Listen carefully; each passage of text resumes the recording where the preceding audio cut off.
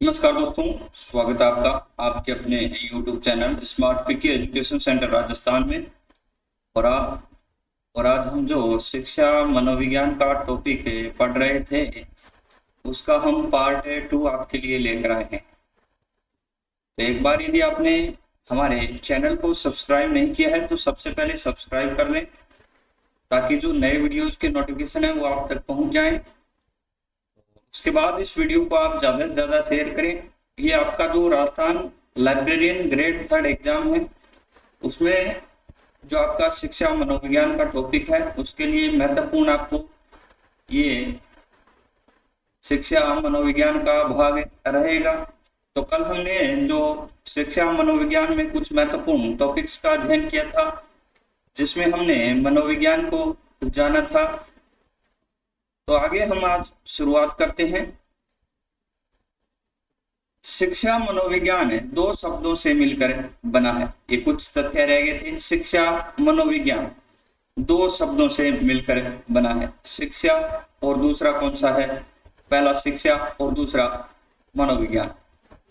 कल हमने जो मनोविज्ञान है उसका अध्ययन कर लिया था। मन का विज्ञान, यानी कि शिक्षा और मनोविज्ञान। मनोविज्ञान को मन का विज्ञान कहा गया, आत्मा का विज्ञान, चेतना का विज्ञान, मस्तिष्क का विज्ञान कहा गया। इसके अलावा इसे व्यवहार का विज्ञान भी कहा गया था। तो हमने जो कल है वो अपना जो मनोविज्ञान था, शिक्षा मनोविज्ञान में जो मनोविज्ञान था उसका अध्ययन कर लिया था। आज हम जो शिक्षा है उसके कुछ महत्वपूर्ण तथ्य हैं जो आपके एग्जाम में आ सकते हैं। इसके अलावा हम शिक्षा मनोविज्ञान की परिभाषाओं का भी अध्ययन करेंगे। शिक्षा अर्थात एजुकेशन शब्द की उत्पत्ति लैटिन भाषा, एजुकेशन शब्द की उत्पत्ति किस भाषा से हुई है? तो लैटिन भाषा का जो एड्यूकेटम शब्द है, याद रखना भी ये क्वेश्चन आ सकता है आपका। एड्यूकेटम से संबंधित कौन सा शब्द है ये आ सकता है, या किस भाषा का है ये भी आ सकता है। तो लैटिन भाषा का ये एडुकेटम शब्द से जो शिक्षा यानी कि एजुकेशन शब्द की उत्पत्ति हुई है, जिसका अर्थ है अंदर से बाहर निकालना। कल हमने क्या है जो अपना मनोविज्ञान का टॉपिक था, जो हमने पढ़ा था मनोविज्ञान। तो मनोविज्ञान में जो साइकी और लोगोज, आत्मा का अध्ययन करना, इसमें जो आपका साइकोलॉजी था उसका क्या था? आत्मा का अध्ययन करना साइकोलॉजी कहलाया। आज हमने जो आपका शिक्षा मनोविज्ञान है, शिक्षा मनोविज्ञान है, उसमें शिक्षा क्या है? अंदर से बाहर निकालना, यानी कि जो आत्मा का अध्ययन कर जो ज्ञान है उसे अंदर से बाहर निकालना ही क्या हो गया? शिक्षा मनोविज्ञान आपका कहलाएगा। करो एवं करो के अनुसार, ये करो एवं करो महत्वपूर्ण भी, इसकी एक परिभाषा आपसे पूछी जा सकती है। करो एवं करो के अनुसार शिक्षा व्यक्तिकरण एवं समाजीकरण की प्रक्रिया है। क्या है? व्यक्तिकरण और समाजीकरण की प्रक्रिया है। किसने बताया ये? करो एवं करो, जिसमें सर्वांगीण विकास पर बल दिया गया है। सर्वांगीण विकास पर करो एवं करो के द्वारा क्या दिया गया है? बल दिया गया है, जोर दिया गया है। जॉन डेवी के अनुसार शिक्षा त्रिमार्गी प्रक्रिया है। जॉन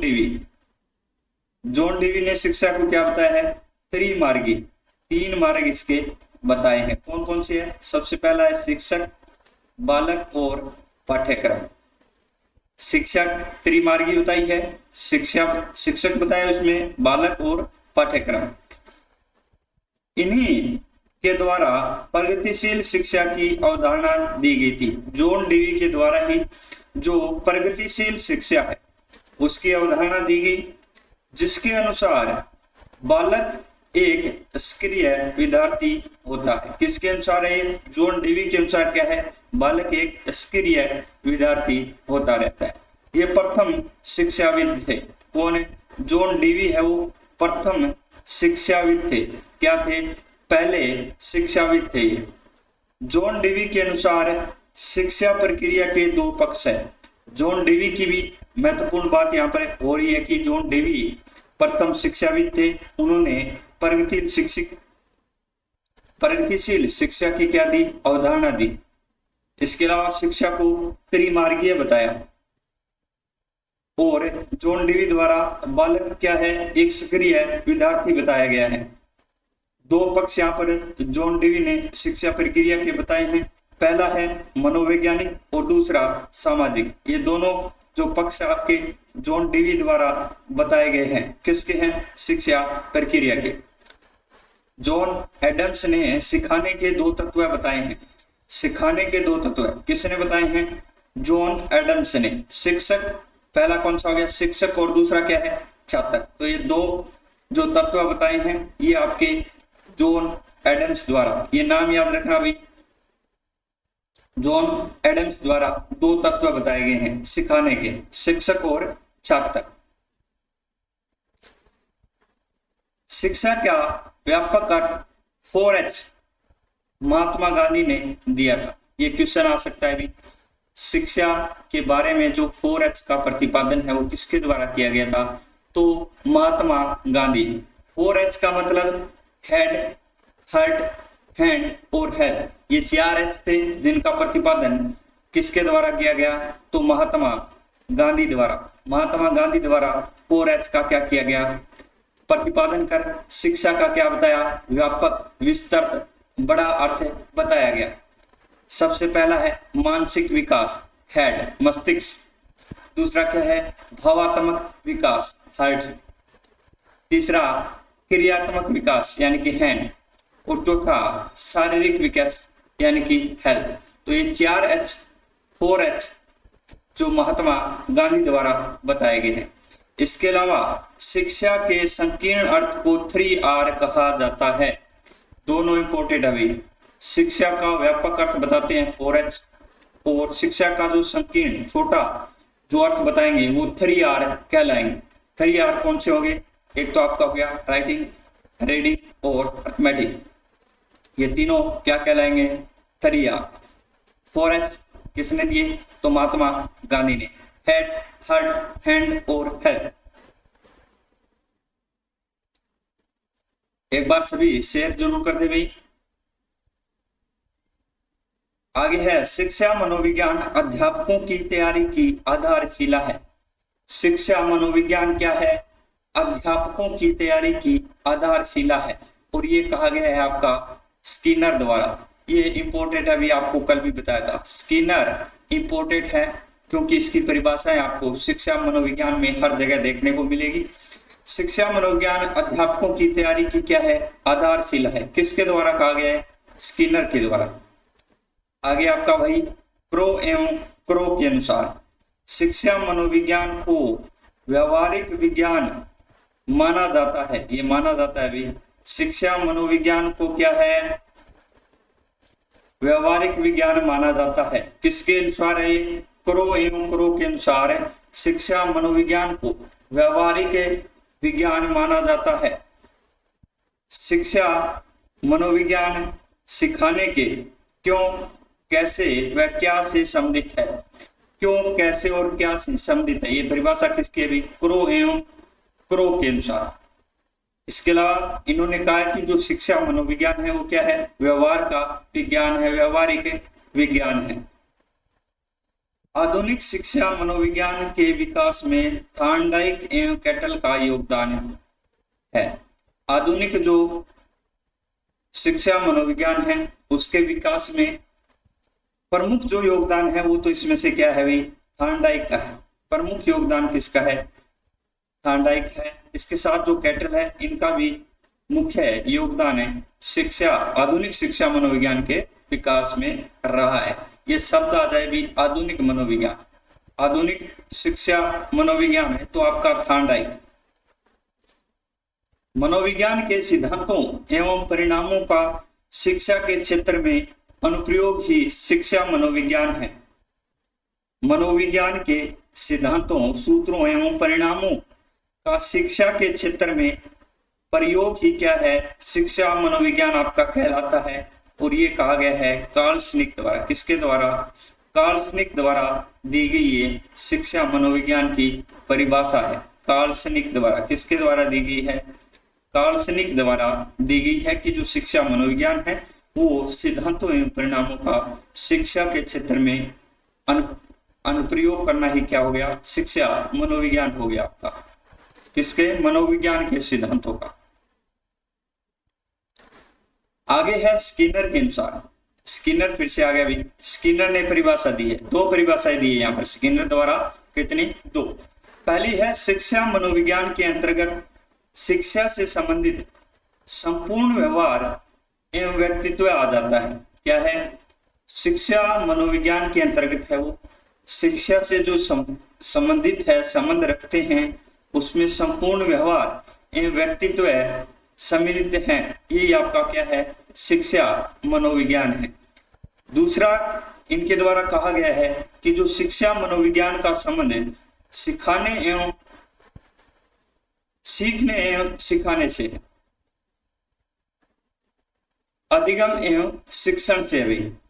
ये दोनों नाम याद रखना भी। अधिगम एवं शिक्षण से शिक्षा मनोविज्ञान का संबंध है अधिगम एवं शिक्षण से। किससे? अधिगम एवं शिक्षण से। ये किसके? स्किनर द्वारा कहा गया है। आगे भाई आपका क्रो एवं क्रो, तो इनके द्वारा भी दो परिभाषाएं दी गई है।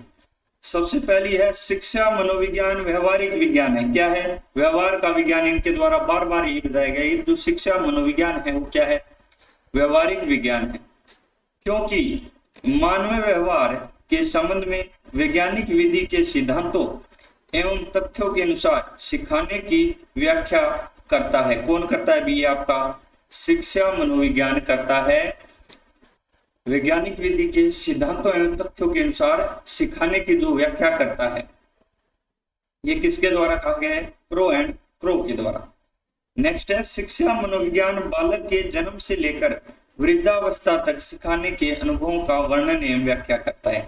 दूसरा जो क्रो एंड क्रो के द्वारा कहा गया है कि जो शिक्षा मनोविज्ञान है वो बालक जब जन्म लेगा और उससे लेकर वृद्धावस्था तक, जन्म से लेकर वृद्धावस्था तक जो सिखाने के अनुभव होंगे उनका वर्णन और जो व्याख्या है वही आपका शिक्षा मनोविज्ञान या एजुकेशन साइकोलॉजी कहलाएगी।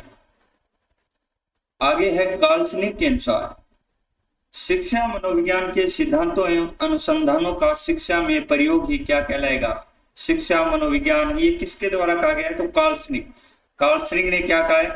शिक्षा मनोविज्ञान के सिद्धांत एवं अनुसंधानों का शिक्षा में प्रयोग है। नेक्स्ट है स्टीफेन के अनुसार। स्टीफेन के अनुसार शिक्षा मनोविज्ञान शैक्षणिक विकास का क्रमिक अध्ययन है। शिक्षा मनोविज्ञान है वो शैक्षणिक विकास का क्या है? क्रमिक, क्रमानुसार क्या है? अध्ययन है। ये किसने कहा है? तो ये स्टीफेन। क्या कहा इन्होंने? क्रमानुसार अध्ययन बताया है शैक्षणिक विकास का। किसको? शिक्षा मनोविज्ञान को। किसने? तो स्टीफन ने। अगला है शिक्षा मनोविज्ञान का विकास। शिक्षा मनोविज्ञान का विकास ये महत्वपूर्ण आपका है भाई। इसमें किस प्रकार से जो आपकी एजुकेशन साइकोलॉजी है उसका विकास हुआ, किस प्रकार वो आगे बढ़ी, तो ये इसमें आपका पढ़ेंगे हम। तो सबसे पहले है शिक्षा मनोविज्ञान का विकास फ्रांसिस गाल्टन के योगदान से। सबसे पहले किसका योगदान रहा भाई शिक्षा मनोविज्ञान के विकास में? तो ये आपका फ्रांसिस गाल्टन के योगदान से 1880 ईस्वी में। कब हुआ था? 1880 ईस्वी में। योगदान किसका था? फ्रांसिस गाल्टन का। शिक्षा मनोविज्ञान का विकास फ्रांसिस गाल्टन के योगदान से 1880 में हुआ था। 80 में इसका क्या हुआ था? 1880 में विकास हुआ था। इसके अलावा इसकी जो उत्पत्ति है वो 1900 में हुई थी। कब? 1900 ईस्वी में शिक्षा मनोविज्ञान की क्या हुई? उत्पत्ति हुई थी। इसका विकास 1880 में और उत्पत्ति 1900 में। विकास में योगदान था फ्रांसिस गाल्टन का। थॉर्नडाइक, स्टेनले, हर्बर्ट गाल्टन, ट्रमन एवं फ्रोबेल के प्रयासों से शिक्षा मनोविज्ञान ने 1920 में निश्चित स्वरूप धारण किया था। निश्चित जो रूप धारण किया था शिक्षा मनोविज्ञान ने, वो किया था आपका 1920 में। और उसमें जो जिन वैज्ञानिकों का योगदान रहा था इसको निश्चित स्वरूप धारण कराने में, वो थे आपके थॉर्नडाइक, स्टेनले, हर्बर्ट गाल्टन, ट्रमन एवं फ्रोबेल। ये वैज्ञानिक मनोवैज्ञानिक थे जिनके द्वारा क्या है भाई 1920 में शिक्षा मनोविज्ञान को क्या किया गया, निश्चित स्वरूप धारण करवाया गया। कार्ल श्मिट ने शिक्षा मनोविज्ञान की शुरुआत प्लेटो से मानी है। कार्ल श्मिट जो मनोवैज्ञानिक थे, उन्होंने जो आपकी शिक्षा मनोविज्ञान है उसकी जो शुरुआत कह लें, प्रारंभ कह लें, वो प्लेटो के काल से माना है। किसके? प्लेटो के। किसने? कार्ल श्मिट ने। स्किनर ने इसकी शुरुआत अरस्तु से मानी है। अलग अलग जो मनोवैज्ञानिक है उनके द्वारा इसकी जो उत्पत्ति या शुरुआत कहें तो अलग अलग व्यक्तियों से मानी गई है। कार्ल श्मिट ने मानी है प्लेटो से, तो स्किनर ने इसकी शुरुआत अरस्तु से मानी है। ये दोनों भी महत्वपूर्ण है भी, आपके एग्जाम की दृष्टि से इसमें से एक क्वेश्चन है आपका आ सकता है कि किसके द्वारा शिक्षा मनोविज्ञान की जो शुरुआत है वो प्लेटो से मानी है, तो ये आपका कार्ल श्मिट होगा। और किसने इसकी शुरुआत अरस्तु से मानी है, तो क्या होगा भाई? स्किनर होगा। क्या होगा? स्किनर ने। शिक्षा में मनोवैज्ञानिक दृष्टिकोण या आंदोलन की शुरुआत रूसो ने की थी। शिक्षा में मनोवैज्ञानिक दृष्टिकोण की बात कर लें या फिर मनोवैज्ञानिक आंदोलन की शुरुआत कर लें तो वो आपकी रूसो द्वारा की गई थी। किसके द्वारा? रूसो द्वारा शिक्षा में मनोवैज्ञानिक दृष्टिकोण या आंदोलन की शुरुआत की गई थी। थॉर्नडाइक प्रथम शैक्षिक मनोवैज्ञानिक थे। प्रथम शैक्षिक मनोवैज्ञानिक कौन थे भी? थॉर्नडाइक। कौन थे? थॉर्नडाइक है वो पहले शैक्षिक मनोवैज्ञानिक थे। कौन थे? मनोवैज्ञानिक थे। तो आज हमने जो शिक्षा मनोविज्ञान है जो आपका पार्ट 2 था उसका अध्ययन किया है। पार्ट फर्स्ट में हमने जो मनोविज्ञान थी उसका कुछ अध्ययन किया था, मनोविज्ञान का अध्ययन किया था। इसके अलावा जो इसका मनोविज्ञान का क्या था, क्रमबद्ध विकास था, उसका हमने जो पार्ट 1 दिया गया है उसमें अध्ययन किया था। इसके अलावा पार्ट 2 का आज हमने अध्ययन किया और इस पार्ट 2 में हमने जो शिक्षा मनोविज्ञान के 2 शब्द थे, मनोविज्ञान, शिक्षा और मनोविज्ञान, उसका जो मनोविज्ञान का अध्ययन है वो पहले पार्ट में कर लिया, लेकिन शिक्षा का जो अध्ययन है वो आपका रह गया था। इस कारण पार्ट 2 में हमने जो शिक्षा है उसके कुछ महत्वपूर्ण जो तथ्य थे उनका अध्ययन किया। इसके अलावा जो शिक्षा मनोविज्ञान है आपकी एजुकेशन साइकोलॉजी है, उसके जो महत्वपूर्ण परिभाषाएं थी उनका हमने इस पार्ट में अध्ययन किया है। इसके अलावा जो शिक्षा मनोविज्ञान का विकास है, किस प्रकार इसका विकास हुआ था उसका अध्ययन किया था। शिक्षा मनोविज्ञान का विकास फ्रांसिस गाल्टन के योगदान से 1880 में, उत्पत्ति पूछ ले तो 1900 में, निश्चित स्वरूप धारण किया गया था 1920 में, यानी प्रत्येक 20 वर्ष बाद है। 1880 में इसका विकास, उसके 20 वर्ष पश्चात यानी 1900 में इसकी उत्पत्ति, और उसके 20 वर्ष पश्चात यानी 1920 में इन्होंने जो निश्चित स्वरूप है वो शिक्षा मनोविज्ञान द्वारा धारण किया गया था। और इसमें जो प्रयास रहे थे वो थॉर्नडाइक, स्टेनले, हर्बर्ट गाल्टन, ट्रमन और फ्रोबेल के। कार्ल श्मिट ने इसकी शुरुआत प्लेटो से मानी है, जबकि स्किनर ने इसकी शुरुआत अरस्तु से मानी है। शिक्षा में मनोवैज्ञानिक जो दृष्टिकोण या आंदोलन की शुरुआत थी वो रूसो द्वारा की गई थी। थॉर्नडाइक आपके प्रथम शैक्षिक मनोवैज्ञानिक थे। तो ये हमने कुछ महत्वपूर्ण जो आपकी शिक्षा मनोविज्ञान है उसमें अध्ययन किया। तो आज के लिए बस इतना ही। धन्यवाद। यदि आपने अभी तक सब्सक्राइब नहीं किया है तो सब्सक्राइब कर लें और बेल आइकन को जरूर प्रेस कर दें भी, ताकि जो नए वीडियोस के नोटिफिकेशन है वो डालते ही आप तक क्या है पहुंच जाए उनके नोटिफिकेशन। तो आप सबसे पहले इसे क्या कर लें, सब्सक्राइब कर लें और इस वीडियो को आप ज़्यादा से ज़्यादा शेयर भी कर दें ताकि ये सभी तक पहुंच जाए। तो धन्यवाद।